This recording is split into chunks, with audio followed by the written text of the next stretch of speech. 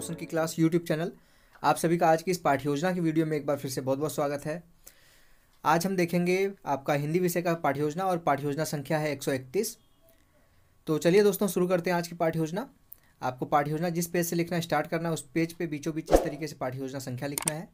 आपकी पाठ्य योजना संख्या जितनी भी होगी 1 2 3 4 जो भी होगी आपकी पाठ्य योजना संख्या, उसको बीचों बीच इस तरीके से लिखने के बाद आपको विद्यालय का नाम लिखना है जिस विद्यालय में आप पाठ्य योजना पढ़ाने के लिए जाएंगे। उसके बाद आप देख सकते हैं कक्षा 6-7 लिखा गया है, यानी कि ये जो आज की पाठ्य योजना है वो कक्षा 6-7, इसके साथ साथ वो 8 कक्षा 8 के लिए भी अगर आप बनाना चाहते हैं इस प्रकरण के ऊपर पाठ्य योजना, तो इस पाठ्य योजना को देख के आप कक्षा 6-7-8 तीनों के लिए बना सकते हैं। उसके बाद आपको देख लीजिए लिखा गया वर्ग अ, यानी कि कक्षा 6-7 में जो भी आप जिस क्लास के लिए आप बना रहे हैं आप एक ही क्लास लिखेंगे जिस क्लास के लिए भी आप बनाएंगे। अगर 6 के लिए बना रहे हैं 6 लिख लीजिएगा, अगर 7 के लिए बना रहे हैं 7 लिख लीजिएगा, अगर कक्षा 8 के लिए बना रहे हैं तो 8 लिख लीजिएगा। वर्ग है अ, विषय है हिंदी का, उप विषय है व्याकरण, कालांश है द्वितीय। कालांश का मतलब होता है पीरियड, यानी कि कक्षा 6 में अगर मान लीजिए कक्षा 6 में आप पढ़ाने जा रहे हैं सेक्शन ए में, अ में सेकेंड पीरियड में आप जाएंगे इस चैप्टर को पढ़ाने के लिए। अवधि है यहाँ पे 40 मिनट की। उसके बाद आपको दिनांक लिखना है। दिनांक जिस लिखने से ये फ़ायदा होता है कि अगर फ्यूचर में आपकी फ़ाइल कुछ एग्जामिनर चेक करता है तो उसको ये कंफर्म हो जाता है कि किस डेट को आपने कौन सी पाठ्य योजना पढ़ाई थी। इतनी सारी चीज़ें आपको श्यामपट्ट कार्य में भी करना है, यानी कि जिस क्लास में आप पाठ्य योजना पढ़ाने के लिए जाएंगे वहाँ पे जाने के बाद इतनी सारी चीज़ें आपको श्यामपट्ट में लिखनी होती हैं। उसके बाद आपको प्रकरण लिखना है। प्रकरण लिखने के बाद आपको देख लीजिए हमारा आज का प्रकरण है अलंकार, किंतु अभी आप जब श्यामपट्ट कार्य करेंगे तो प्रकरण लिखने के बाद अलंकार नहीं लिखेंगे, सिर्फ प्रकरण लिख के खाली स्थान छोड़ देंगे, यानी कि बच्चों को अभी नहीं पता है कि उनको कौन सा चैप्टर आप पढ़ाने वाले हैं। यहाँ पे श्यामपट्ट पे आप अपना प्रकरण का नाम तभी लिखेंगे जब प्रस्तावना प्रश्न के द्वारा आप बच्चों से अपना प्रकरण निकलवा लेंगे तब। अगर पहले ही लिख देंगे प्रकरण का नाम तो बच्चों को पता चल जाएगा वो क्या पढ़ने वाले हैं, तो उनसे आप प्रस्तावना प्रश्न पूछेंगे तो प्रस्तावना प्रश्न का कोई मतलब नहीं रह जाएगा। अब आपका हेडिंग आता है सामान्य उद्देश्य। सामान्य उद्देश्य में आपको विषय और उपविषय को पढ़ाने से बच्चों में किन किन चीज़ों का विकास करना है उसके बारे में सामान्य उद्देश्य के अंतर्गत लिखना होता है पॉइंट वाइज। इसमें आप मिनिमम 3 से 4 पॉइंट और मैक्सिमम 8 से 9 पॉइंट 10 पॉइंट तक लिख सकते हैं। तो देख लीजिए पहला पॉइंट है छात्रों में शुद्ध एवं परिमार्जित भाषा के ज्ञान उत्पन्न करना। दूसरा पॉइंट है छात्रों में वाचन कौशल का विकास करना। तीसरा पॉइंट है छात्रों में हिंदी विषय के प्रति रुचि उत्पन्न करना। चौथा पॉइंट है छात्रों में नवीन शब्द निर्माण की क्षमता विकसित करना। और पांचवा पॉइंट है छात्रों को व्याकरण के नियमों से परिचित कराना। अब सामान्य उद्देश्य हो गया आपका। विशिष्ट उद्देश्य हेडिंग आता है इसके बाद। विशिष्ट उद्देश्य में आपको आपके जो आज का टॉपिक है, जैसे आज का प्रकरण है हमारा अलंकार, तो अलंकार पढ़ाने से बच्चों में किन किन चीज़ों का ज्ञान विकसित होगा उसके बारे में इसमें पॉइंट वाइज लिखना होता है। विशिष्ट उद्देश्य में मिनिमम 2 से 3 पॉइंट, मैक्सिमम 5 से 6 पॉइंट इसमें लिख सकते हैं। तो देख लीजिए पहला पॉइंट है छात्रों में अलंकार को परिभाषित करने की योग्यता का विकास करना। दूसरा पॉइंट है छात्र अलंकार के महत्व से परिचित हो सकेंगे। तीसरा पॉइंट है छात्र अलंकार के प्रकारों के बारे में जान सकेंगे। और चौथा पॉइंट है छात्रों में भाषा के प्रति जीवन उपयोगी सामान्य जानकारी प्रदान करना। ये आपका 4 पॉइंट हो गया विशिष्ट उद्देश्य के अंतर्गत। अब आपका आता है शिक्षण सहायक सामग्री। काफ़ी लोग इसको सहायक सामग्री या फिर प्रयुक्त सहायक सामग्री भी लिखते हैं। तो इसके अंतर्गत उन सभी सामग्रियों के बारे में आपको लिखना होता है जिसकी सहायता आप शिक्षण कार्य करते समय 40 मिनट की क्लास में लेते हैं। वो सारी सामग्रियों के बारे में यहाँ पे आपको लिखना होता है। तो आप कोई भी शिक्षण कार्य करेंगे तो आपको पाठ्य पुस्तक की जरूरत पड़ेगी, चौक की जरूरत पड़ेगी, डस्टर की जरूरत पड़ेगी, संकेतक की जरूरत पड़ेगी, लपेट श्यामपट्ट की जरूरत पड़ेगी। इतनी सारी चीज़ें आपको जरूरत पड़ेंगी जो कंपलसरी हैं। तो ये सारी चीज़ें लिखनी ही है इसमें। इसके साथ साथ अगर आप कोई चार्ट बना के ले जाते हैं इसके साथ अलग से तो उसको भी यहाँ पे आप लिख सकते हैं। अब उसके बाद आपको लिखना है पूर्व ज्ञान। पूर्व ज्ञान में देख लीजिए आपको लिखना है छात्र व्याकरण की सामान्य जानकारी रखते हैं। अब आता है आपके लेसन प्लान का सबसे इंपॉर्टेंट हेडिंग प्रस्तावना प्रश्न। प्रस्तावना प्रश्न इसलिए सबसे इंपॉर्टेंट कहा जाता है क्योंकि इसमें कुछ सावधानियां बरतनी पड़ती हैं, जैसे कि इसको 3 कॉलम में बनाना है या 2 कॉलम में बनाना है। ये आपके कॉलेज के ऊपर डिपेंड करता है। आपके कॉलेज वाले अगर 2 कॉलम में इसको बनवाना चाहें, सिर्फ छात्राध्यापक क्रिया और छात्र क्रियाएं लिखना चाहें तो इसमें हो सकता है, लेकिन जो एक स्टैंडर्ड फॉर्मेट होता है इसका, इसमें क्रम संख्या भी सबसे पहले रखना होता है। उसके बाद छात्राध्यापक कथन अगर आप लड़के हैं, छात्र हैं। अगर छात्राएँ हैं तो यहाँ पर छात्राध्यापिका कथन क्रिया हो जाएगी। उसके बाद छात्र क्रियाएँ, 3 कॉलम बन जाएगा। और दूसरा इसमें बात ध्यान देने वाली बात यह है कि इसमें प्रश्नों के क्रम में क्रमबद्धता होनी चाहिए। और तीसरा इसमें ध्यान ये रखने वाली बात होती है कि इसमें प्रश्नों के आप मिनिमम 3 प्रश्न पूछ के, कम से कम 3 प्रश्न पूछ के अपना प्रकरण निकलवा सकते हैं और मैक्सिमम 5 से 6 प्रश्न पूछा जा सकता है अपना प्रकरण निकलवाने के लिए। तो देख लीजिए पहला प्रश्न यहाँ पे है, हमारे देश की सीमाओं की रक्षा कौन करता है? तो छात्राएँ इसका आंसर देंगे, देश के सैनिक करते हैं। अब दूसरा प्रश्न फिर बनता है, सैनिकों को अच्छे कार्यों के लिए क्या मिलता है? तो सैनिकों को अच्छे कार्यों के लिए बच्चे बताएंगे पुरस्कार मिलता है। फिर तीसरा प्रश्न फिर बनता है, पुरस्कार से सैनिकों का क्या बढ़ता है? तो बच्चे बता देंगे कि पुरस्कार से सैनिकों का सम्मान बढ़ता है। अब चौथा प्रश्न फिर यहाँ पे आता है, पुरस्कार से बढ़ने वाले सम्मान का पर्याय क्या होता है? तो इसको बच्चे बता देंगे। आपकी क्लास में जाहिर सी बात है जो यहाँ पे आंसर लिखा जाता है वो पूरे क्लास को ध्यान में रख के लिखा जाता है, यानी कि कोई भी एक बच्चा अगर आपके पूछे गए प्रश्न का आंसर दे देता है तो आप अपना प्रश्न अगला पूछ सकते हैं।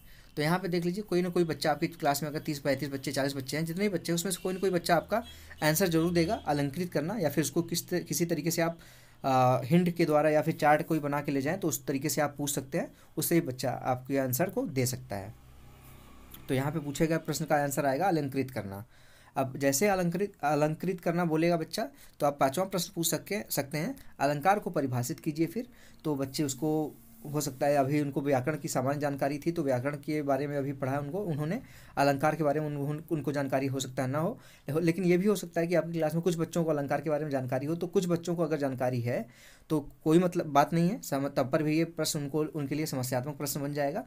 अगर ज़्यादातर बच्चों को इसकी जानकारी है तब ये बच्चे के लिए समस्यात्मक प्रश्न नहीं बनता, लेकिन अगर कुछ बच्चों को ही जानकारी है और ज़्यादातर बच्चों को इस प्रश्न के आंसर की जानकारी नहीं है, उत्तर की जानकारी नहीं है, तो वो शांत हो जाएंगे और ये प्रश्न हो जाएगा उनके लिए समस्यात्मक प्रश्न। तो ये 5 प्रश्न हो गए आपका प्रस्तावना प्रश्न में। अब श्यामपट्ट पे आपने जो प्रस्तावना प्रश्न के बाद जो आपका यहाँ पे आ गया है प्रकरण, आप श्यामपट्ट पे आपने खाली स्थान छोड़ा था उसको वहाँ पे आप जाके अब लिख दीजिए अलंकार। अब आप उद्देश्य कथन बोलेंगे, छात्रों आज हम लोग अलंकार के विषय में विस्तार पूर्वक अध्ययन करेंगे।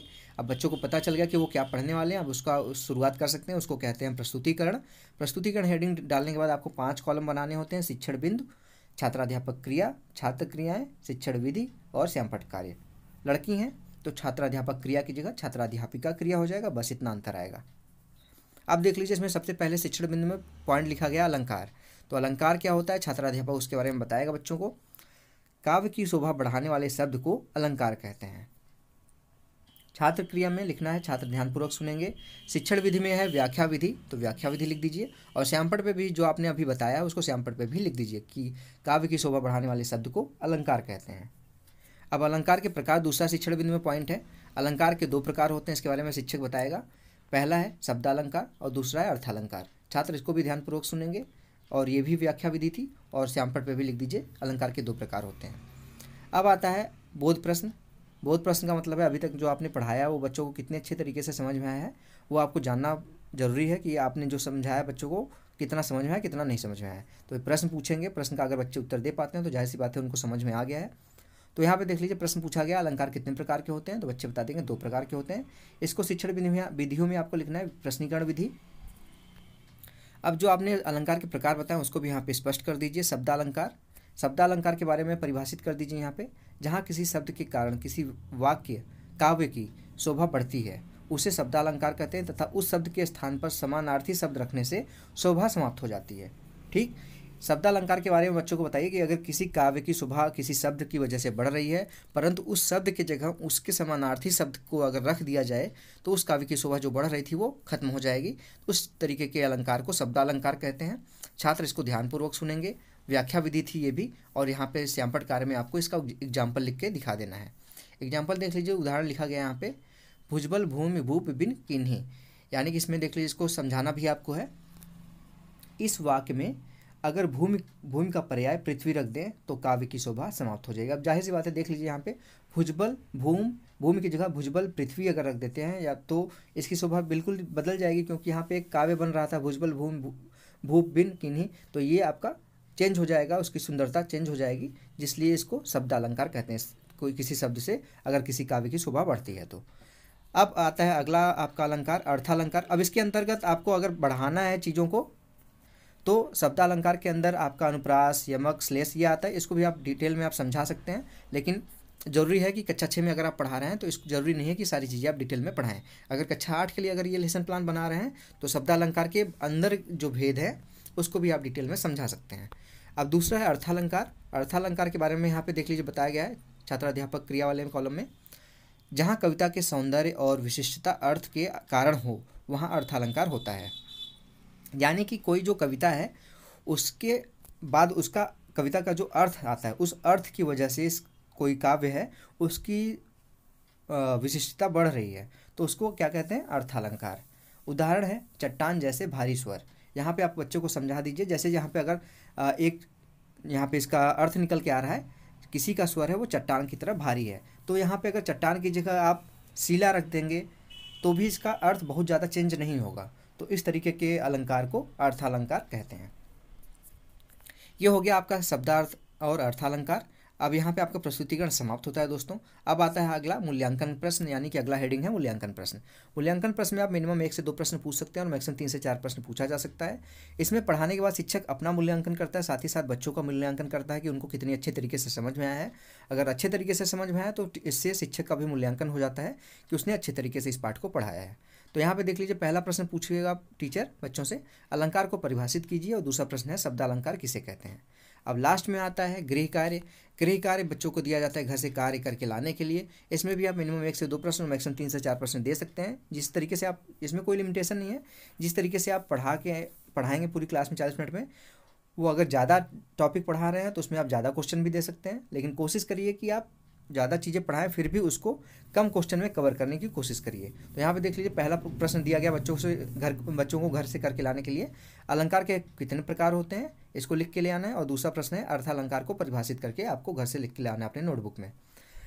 तो ये था आज का लेसन प्लान दोस्तों। गृह कार्य लास्ट हेडिंग होता है किसी भी लेसन प्लान का। Thanks for watching this video. और अगर आप लोगों को ये वीडियो पसंद आई तो प्लीज़ दोस्तों इस वीडियो को लाइक ज़रूर किया करिए। लाइक करने से मुझे पता चलता है कि मैं आप लोगों के लिए जितनी मेहनत कर रहा हूँ आप सफल हो रही है वो मेहनत। लाइक से पता चलता है कि आप कितने लोगों को ये वीडियो पसंद आ रही है। और लाइक में आप लोगों का कुछ भी समय नहीं जाता, नीचे थम्स अप का बटन होगा, लाइक का बटन होगा, उस पर क्लिक करके लाइक कर दीजिए। और साथ ही साथ अगर आप लोग अभी तक रोशन की क्लास यूट्यूब चैनल पर नए हैं तो नीचे सब्सक्राइब लिखा हुआ लाल कलर का सब्सक्राइब बटन आ रहा होगा, उस पर क्लिक करके सब्सक्राइब कर लीजिए। और साथ ही साथ बेल आइकन आएगा यानी कि घंटे का निशान आएगा, उस पर क्लिक करके ऑल नोटिफिकेशन ऑन कर लीजिए, जिससे मैं आप लोगों के लिए कोई वीडियो यहाँ पे अपलोड करता हूँ तो उसकी नोटिफिकेशन आप तक पहुँच जाए। तो फ्रेंड्स मिलते हैं नेक्स्ट वीडियो में, तब तक के लिए आप लोगों का बहुत बहुत धन्यवाद। जय हिंद, वंदे मातरम।